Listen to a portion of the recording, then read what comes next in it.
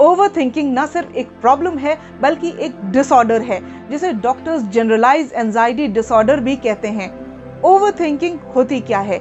आपसे, मुझसे, किसी से भी किसी ने अगर कुछ कह दिया तो हम क्या करते हैं? उसके बारे में कंटिन्यूअसली सोचते रहते हैं।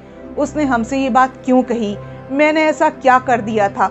और यही बात सोचते सोचते सोचते हमें दिन गुजर जाते हैं, महीने गुजर जाते हैं, लेकिन हम उस चीज़ से बाहर ही नहीं आते। और इसका नतीजा ये होता है कि नेगेटिव थॉट्स हमारे अंदर ज़्यादा आती हैं बजाय किसी पॉजिटिव थॉट के, और हम एक्सट्रीम मेजर्स तक सोचते हैं, यानी कि बिल्कुल उसका नेगेटिव एस्पेक्ट सोचते हैं। साइकोलॉजिस्ट का मानना है कि अगर हम इस ओवरथिंकिंग की प्रॉब्लम को जल्दी डील नहीं करते हैं तो ये एक क्रॉनिक सिचुएशन बन जाती है और फिर इसका सोल्यूशन बहुत ही ज़्यादा मुश्किल हो जाता है। So let's talk about overthinking and what are the difficulties that we face due to the overthinking. ये ओवरथिंकिंग होती क्या है? क्या ये हमारे लाइफ के लिए डैमेजिंग हो सकती है? क्या इसका मतलब होता है कंफ्यूजन या कॉन्फ्लिक्ट इन माइंड? वेल, आप ही की तरह ये सवाल आया अमृता के माइंड में और उन्होंने झट से हमें लिख भेजा अपना question. So let's see what is the question. Hello, my name is Amrita. I am from new Delhi. I am 45 years old and I have my own online marketing business. She wants to ask the expert, I am an overthinker. If someone says something to me, I keep on thinking about it for so long. It affects my productivity too. I really want to overcome this mental state. Please help. Amrita, there is nothing to worry about.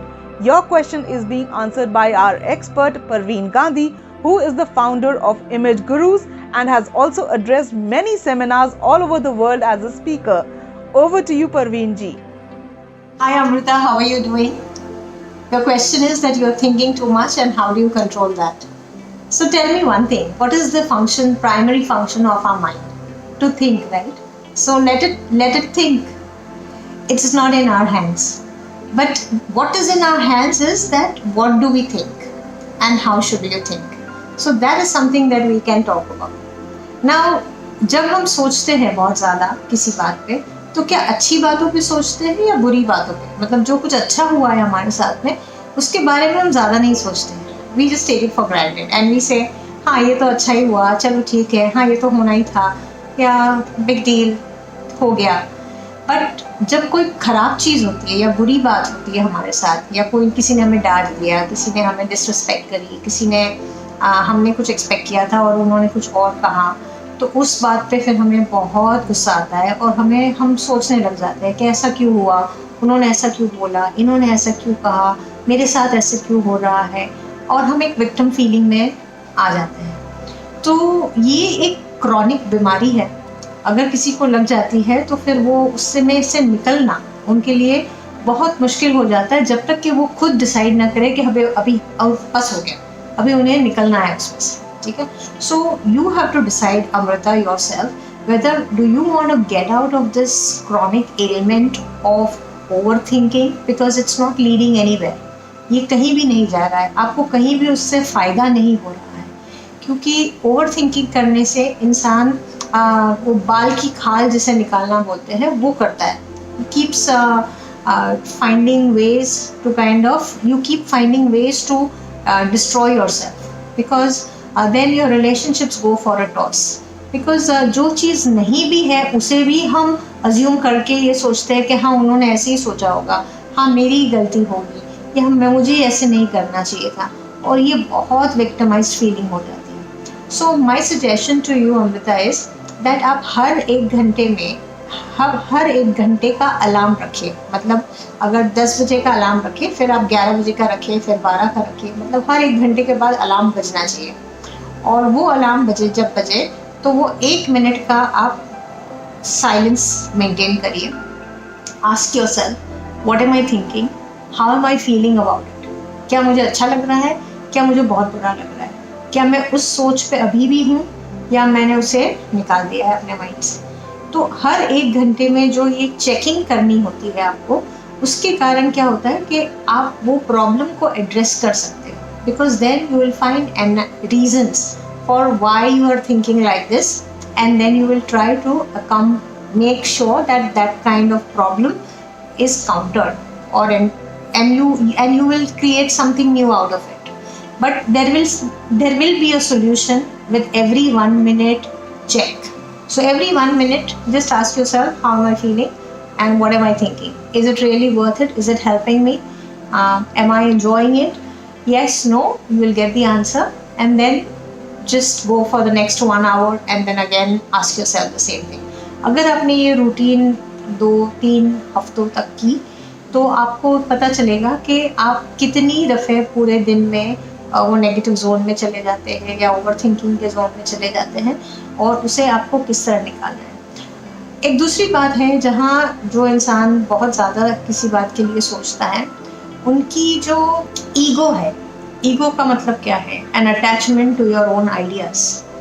तो उनकी जो ego है वो बहुत strong होती है, मतलब उन्हें लगता है कि उनको कोई कैसे बोल सकता है, ऐसा कैसे हो सकता है, मतलब वो रॉन्ग कैसे हो सकते हैं, वो मिस्टेक कैसे कर सकते हैं। तो जब आपकी अटैचमेंट बहुत ज़्यादा बढ़ जाती है आपकी खुद की आइडियोलॉजी से, या आपके प्रिंसिपल्स से, या आपके जो सोचने का तरीके से, तो तब जाके हमें बहुत दर्द होता है जब लोग हमारे हिसाब से काम नहीं करते, हमारे दिमाग के मुताबिक वो नहीं चलते, ठीक है।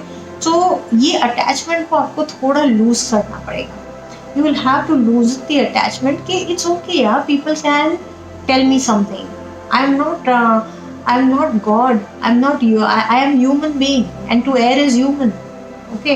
So I can make mistakes, and if at all somebody has told me something, let me take it with a pinch of salt. And there is a good thing about going and asking them back that आपने ये मुझे बोला, मुझे definitely ख़राब तो लगा, but मैंने ऐसा क्या कह दिया, मतलब can we talk about this?